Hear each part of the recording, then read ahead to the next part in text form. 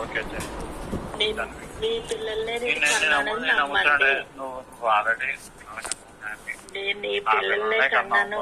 దేవుడి దయ వల్ల, మీ దయ వల్ల కన్నాను. మీ దయ వల్ల తల్లిదయ్యాను. ఈ దేవుడి దయ వల్ల నేను స్వర్గానికి వెళ్ళాలని కోరుకోవు. ఏంటి చేతుల్లో హ్యాపీగా స్వర్గానికి వెళ్ళిపోతాను. బంగారం నువ్వు వచ్చిందో చెప్పు నాకు. మీ దగ్గరకు వచ్చి నీ చేతిలోనే చచ్చిపోతాను గ్యారంటీ. నా దగ్గరే ఉండాలి. చచ్చిపోయారు అనుకోండి గ్యారంటీ. నీ చేతులు నీ దగ్గర, నీ బాడీ నీ దగ్గర ఉండదు. నా దగ్గరే ఉండాలి. సరే, ఆ బాడీని నేను బతికించుకుంటాను. సరే, ఆ పని చేయి. వచ్చినాక ఫోన్ చేయి. నా దగ్గర చచ్చిపోండి, నేను బతికించుకుంటాను. ఆ పని చేయి. బాగుంది మా మాట బాగుంది. వచ్చినాక ఫోన్ చేయి. ఎలా నేను బతికించుకుంటాను. అది నా బాధ్యత. హ్యాపీ వచ్చినట్టు ఫోన్ చేయి.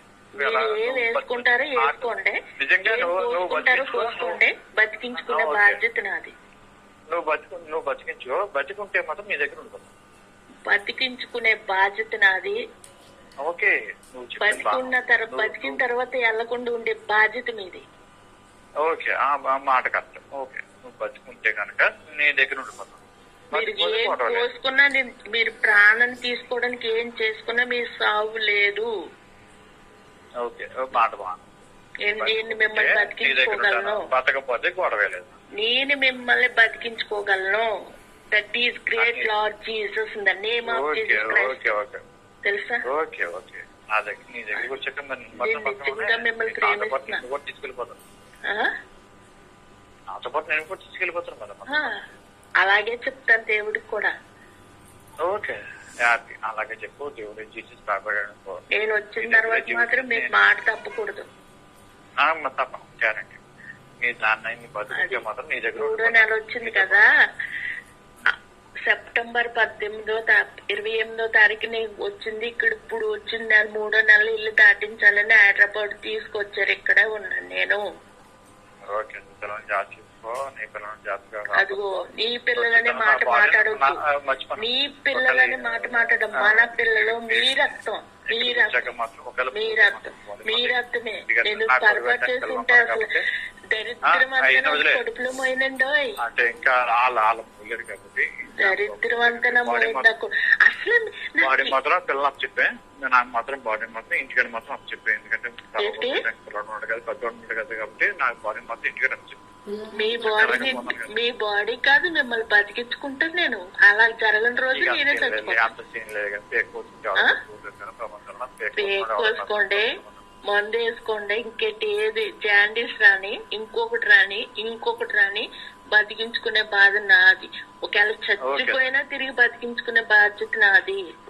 ఓకే, నువ్వు చెప్పింది బాగా ఉంది. ఓకే, చచ్చిపోతే మాత్రం ఇంటికాడ అప్పు చెప్పే సరిపోదు. చచ్చిపోతే మాత్రం మా ఇంటికాడ అప్పు చెప్పే.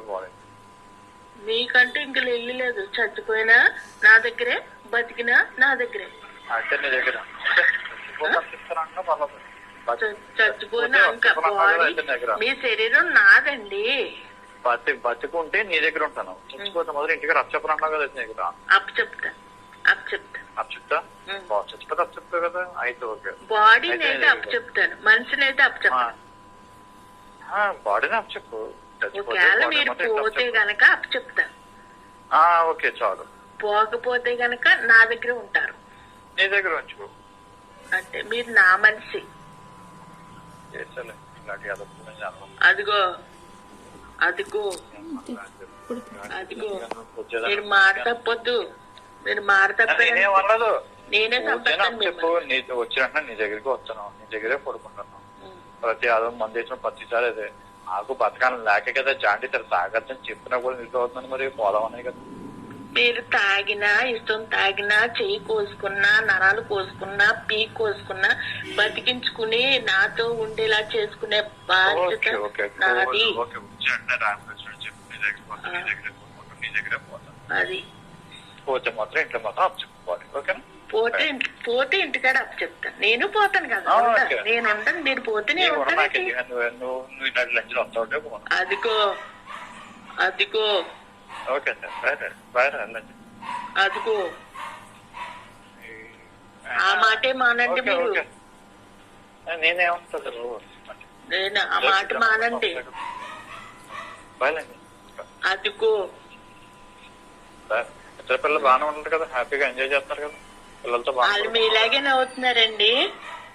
హ్యాపీరా అంటే నేను ఎంత చదివితే వాళ్ళ పోలేదు. మీ కలరే మీ పరుగే వచ్చారండి. హ్యాపీ ఎలా కొనుక్కుంటు ఎలాగపోతున్నారు. అదిగో మామూలుగా నువ్వు మామూలుగా ఎదవైతుంది, అందులోనే పెద్దాడు కదా, రాజులోనే పెద్దాడు. అలాగే ఎలాగైనా హ్యాపీ ఇద్దరు పిల్లలకి అనేది జీవితం ధన్యం అయిపోయింది. ఏంటి ఓకే ఏంటి ఓకే ఇద్దరు పిల్లలు నిజంగా మీరు నా దగ్గర ఉండిపోవాలి, మన ఇంటికాడ అలాగే ఉండిపోవాలి. ఉండిపోతాం. ఉండిపోతాం. రాముడు వచ్చినట్టు చెప్పు, నీ దగ్గర ఉండిపోతాం. నీ ఒళ్ళోనూ